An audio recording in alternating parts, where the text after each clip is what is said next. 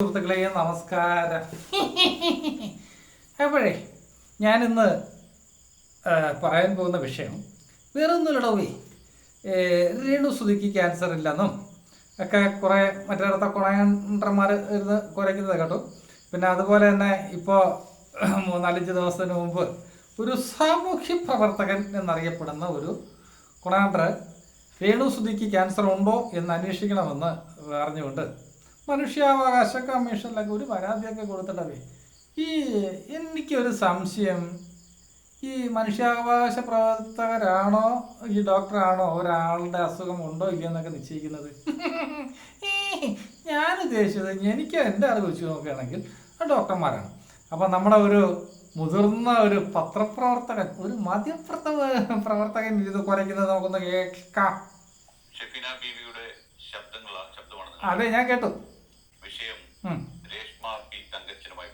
ആണോ?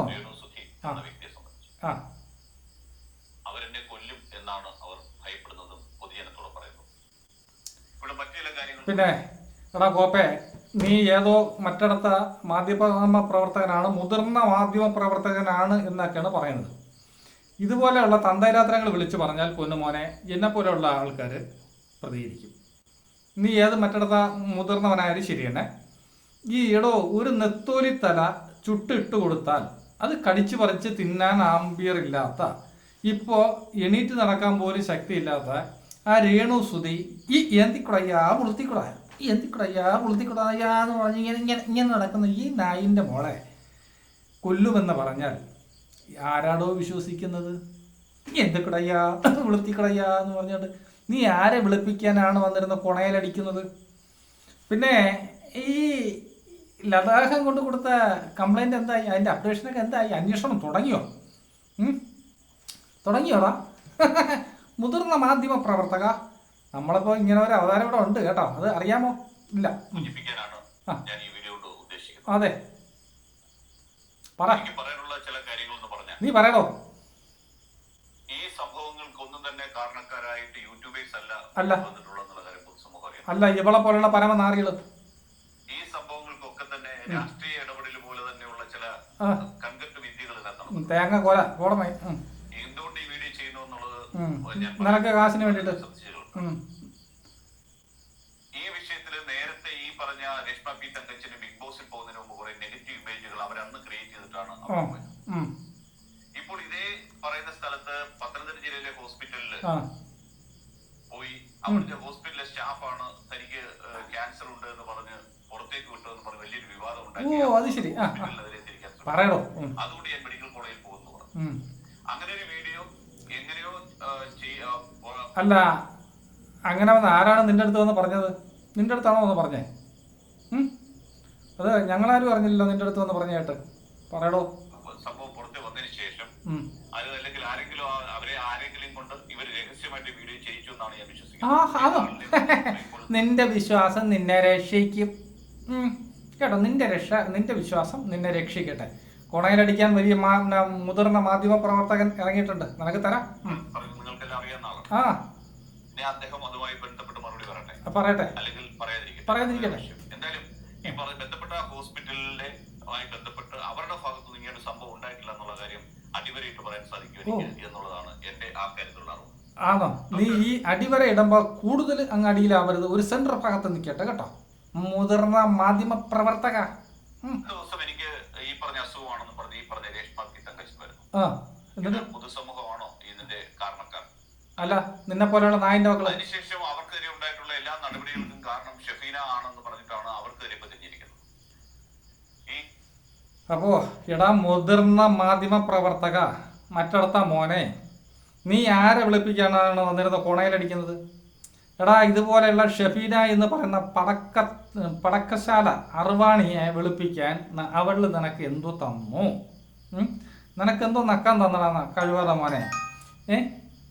അല്ല, നീ ഇപ്പോൾ 2 ദിവസത്തിന് മുമ്പ് ആ ഒരു സീരിയൽ താരത്തിൻ്റെ മോള് 10-13 വയസ്സുള്ള കുഞ്ഞിനെ കുറച്ച് ഈ നായിൻ്റെ മോൾ അർവാണി പറഞ്ഞ വാക്കുകൾ നീ കേട്ടോ?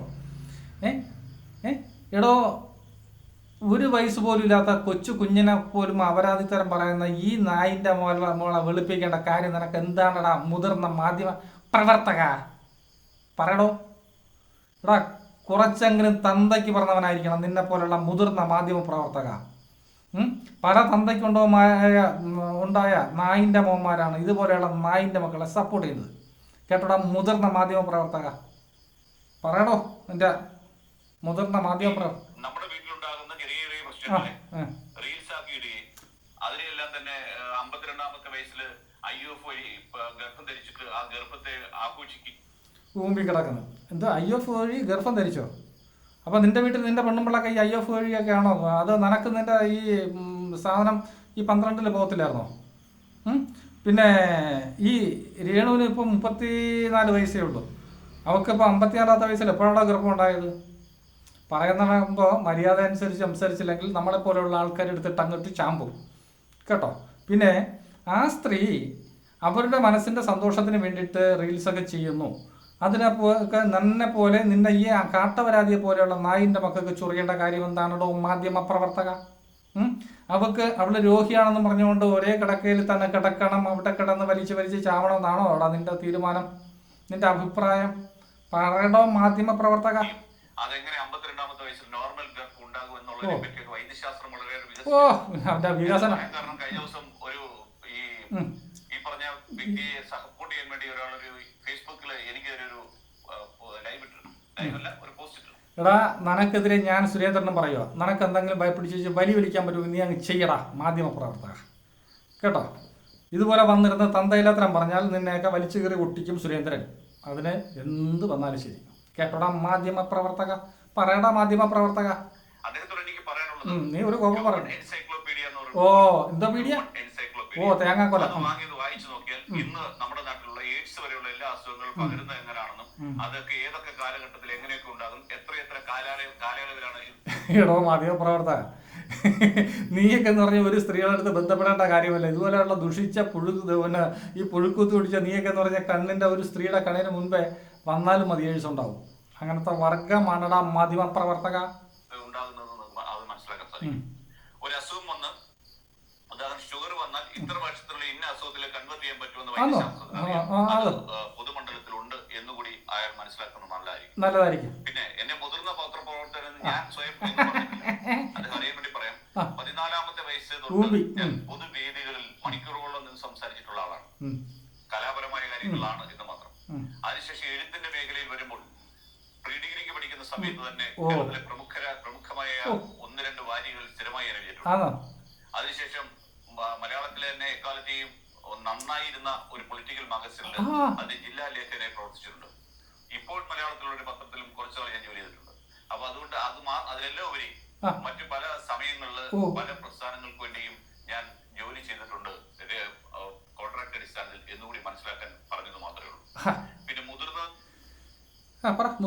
ഒരുപക്ഷെ എന്റെ ഞാൻ ഏജ്ഡ് ആയിട്ടുള്ള ആളാണെന്ന് വിചാരിച്ചൊക്കെ ആയിരിക്കും ആ പറഞ്ഞ ആൾ പറഞ്ഞത്. അതിനെ ഞാൻ സ്വാഗതം ചെയ്യുന്നു. മറ്റൊന്ന്, എടാ ഇത്രയും ക്വാളിഫിക്കേഷൻ നീ അവിടെ വർക്ക് ചെയ്ത് ഇവിടെ വർക്ക് ചെയ്ത് കാലിൻ്റെ ഇടയിൽ ചെയ്തു എന്നൊക്കെ പറയുന്നത് ഈ കൊണയിലടിക്കുന്ന നീ ആണോടാ ഇതുപോലെ ഒരു കാട്ടവരാതി സപ്പോർട്ട് ചെയ്യാൻ വന്നിരിക്കുന്നത്?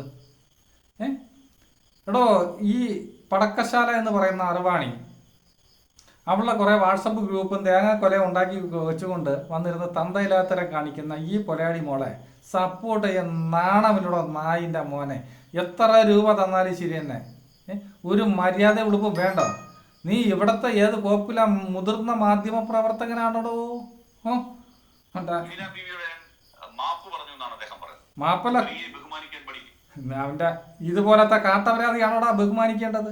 എടാ ഇതുപോലെയുള്ള മറ്റിടത്തെ മോളെയാണോ ബഹുമാനിക്കേണ്ടത്? ഇവിടെ ഞാനിട്ടിരിക്കുന്ന പേരാണ് പടക്കശാല അറവാണി കേട്ടോ. കേട്ടോ, എവിടെയാണോ ബഹുമാനിക്കേണ്ടത്? ഇവിടെ സ്ത്രീകളെ ബഹുമാനിക്കേണ്ട ആൾക്കാരെ നല്ലതുപോലെ ബഹുമാനിക്കാനും സ്നേഹിക്കാനും എല്ലാം നമുക്കറിയാം. നീ വന്നിരുന്ന് കൊണയിലടിച്ച് പഠിപ്പിക്കണ്ട കേട്ടോ. പിന്നെ ഈ ഷെബീന എന്ന പടക്കശാല നിനക്ക് എന്തെങ്കിലും നക്കം തന്നെങ്കിൽ നക്കിക്കൊണ്ട് അവളെ പാവാട ചെരലി തൂങ്ങി അങ്ങ് നടന്നു കേട്ടോടാ മാധ്യമ പ്രവർത്തക. പറയടോ. അവളോട് ചെയ്യാൻ പറ്റുന്ന ഏറ്റവും നല്ല കാര്യം സ്വന്തം ഭാര്യ എടീന്ന് വിളിക്കുന്ന പോലും ഇഷ്ടമില്ലാത്തൊരു വ്യക്തിയാണ് ഞാൻ. എടീന്ന് വിളിക്കാൻ പാടില്ല എന്നുള്ളതാണ് എന്റെ പക്ഷം. കാരണം നിങ്ങൾക്ക് അതുകൂടി പറഞ്ഞുതരാം. 25 പെണ്ണും ചെറുക്കനും തമ്മിലുള്ള പ്രായ അന്തരം വർഷങ്ങളായി പറയുന്നുണ്ട്. സ്ത്രീ പുരുഷനേക്കാൾ ഇത്ര വയസ്സിനത്. പിന്നെ സുഹൃത്തുക്കളെ, എൻ്റെ ഈ വീഡിയോ കാണുന്ന ആരെങ്കിലും ഉണ്ടെങ്കിൽ ദയവ് ചെയ്ത് ഈ മുതിർന്ന മാധ്യമപ്രവർത്തകന് ഒന്ന് അയച്ചു കൊടുക്കണം. ഈ മറ്റിടത്തെ കാണണം. ഇവൻ ഇനി ഏത് ഡെപ്യൂട്ടി കൊണസറായാലും ശരി തന്നെ പറയാനുള്ളത് പറയുകടോ കേട്ടോ. എൻ്റെ സംസ്കാരം ഇത്രയും ഉള്ളതെന്നൊക്കെ നീ അങ്ങ് കൂട്ടിക്കോ കേട്ടോ. ശ്രീധരന് ഇച്ചിരി സംസ്കാരം കുറയും. നിന്നെ പോലെയുള്ള നായൻ്റെ മക്കളെടുത്ത് സംസാരിക്കുമ്പോൾ ഇത് ഇത്ര സംസ്കാരമേ ഉള്ളൂ. പിന്നെ രേണുസുതിക്ക് ക്യാൻസർ ഇല്ല, പിന്നെ അവൾ കൊണ്ടുവന്നൊരു ബില്ലിനകത്ത് അത് തട്ടിപ്പാണ്, കോപ്പാണ്, മറ്റതാണ്, മറിച്ചാണ്. പിന്നെ ഒരു അന്വേഷണത്തിന് പോയിട്ട് റിപ്പോർട്ട് എന്തായടോ അതും കൂടെ ഒന്ന് പറയടാ മാധ്യമ പ്രവർത്തക.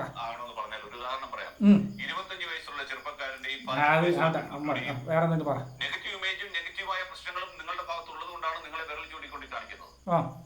അതല്ലാതെ ഒരാൾക്കും ഈ പറഞ്ഞ വ്യക്തിപരേക്കൊന്നും ഉണ്ടോന്ന് എനിക്ക് തോന്നുന്നില്ല. ഒരാളിനോട് കേരളത്തിലെ അനാഥാലയങ്ങളുടെ നടത്തിപ്പുകൾക്ക് അതിനകത്ത് എടാ കോപ്പേ, ഈ രേണുസുതി നെഗറ്റീവാക്കി ഉണ്ടാക്കി തരാൻ വേണ്ടിയിട്ട് എന്ത് കോപ്പ് ചെയ്തു? എവിടെയെങ്കിലും തുണി അടിക്കുന്നത് നീ കണ്ടിട്ടുണ്ടോടാ? നീ വന്നിരുന്ന് കുണയിലടിക്കുന്നല്ലോ. നമ്മൾ എന്തെങ്കിലും ഒരു കാര്യം ചെയ്യുമ്പോൾ അതിനകത്ത് കുറച്ചെങ്കിലും സത്യസന്ധത ഉണ്ടാകണം. ഈ രേണുസുതി എവിടെയെങ്കിലും തുണി അടിക്കുന്നത് നീ കണ്ടിട്ടുണ്ടോ? പിന്നെ ഈ നിന്നെ പോലെയുള്ള മറ്റിടത്ത യൂട്യൂബർമാർ വന്നിരുന്നിട്ട് കുണയിലടിച്ച് അവളെ നെഗറ്റീവിലാക്കി കൊണ്ടുവന്ന് തീട്ടം തിന്നുന്ന വർഗങ്ങളാണ് ആ സ്ത്രീയെ ഈ രീതിയിലാക്കി തീർത്തത്. അല്ലാതെ നിനക്ക് പറയാൻ പറ്റൂടാ മുതിർന്ന മാധ്യമ പ്രവർത്തക. എൻ്റെ ഈ വീഡിയോ നീ ഒന്ന് കാണണം. നിനക്ക് നിൻ്റെ അണ്ണാക്കിലടിക്കുന്ന മറുപടിയാണിത് കേട്ടോടാ മാധ്യമ പ്രവർത്തക. എൻ്റെ മറ്റേ കോപ്പും കൊണ്ട് വന്നേക്കുന്നു. നീ ഇനി എന്നെ മൂക്കി കേട്ടോടാ, മൂക്കി കേട്ടോ. മുതിർന്ന മാധ്യമ പ്രവർത്തകൻ. എടാ ഒരു മര്യാദ വേണം. ഇതുപോലെ ഒരു കാട്ടവരാതി സപ്പോർട്ട് ചെയ്യുന്നതിന് പോയി തൂങ്ങിച്ചാവിടാ. നീ പോയി തൂങ്ങിച്ചാവ്. നീയൊക്കെ എന്ന് പറഞ്ഞു കഴിഞ്ഞാൽ മനുഷ്യജന്മമല്ല. എൻ്റെ കോപ്പില മുതിർന്ന വിളിച്ചു പറഞ്ഞ ഒരാൾ ഞാൻ മാത്രമാണ്, വ്യക്തമായി പറഞ്ഞിട്ടുള്ള ആൾ ഞാൻ മാത്രമേ ഉള്ളൂ. ആ പറഞ്ഞ സമയത്ത് എനിക്ക് ധാരാളം പ്രശ്നങ്ങൾ ഉണ്ടാക്കിയിട്ടുണ്ട്. ആ പ്രശ്നങ്ങളൊന്നും ഞാൻ വകവെക്കുന്നില്ല എന്നുള്ള കാര്യം നീ വകവെക്കണ്ട. ഏറ്റവും അവസാനം ഞാൻ നിർത്തിയത് ആരോ പറഞ്ഞതിന് പേടിച്ചിട്ട് ഒന്നുമല്ല. എനിക്ക് പറ്റിയൊരു എതിരാളി അല്ലാത്തത് കൊണ്ട് മാത്രമാണ് പലതും ഞാൻ വിട്ടുകളഞ്ഞിട്ടുള്ളത് എന്നാണ് മനസ്സിലാക്കിയത്. അത് തന്നെ എനിക്ക് എന്ന് പറഞ്ഞു കഴിഞ്ഞാൽ ചിലപ്പോൾ ഏറെക്കുറെ നിന്റെ പടക്കശാലയുടെ നിന്റെ അത്രയൊക്കെ നിനക്ക് മറുപടി തരാൻ എന്നെ കൊണ്ട് പറ്റും. നിനക്ക് എൻ്റെ അടുത്ത് പറ്റുമെന്നുണ്ടെങ്കിൽ നീ വാ.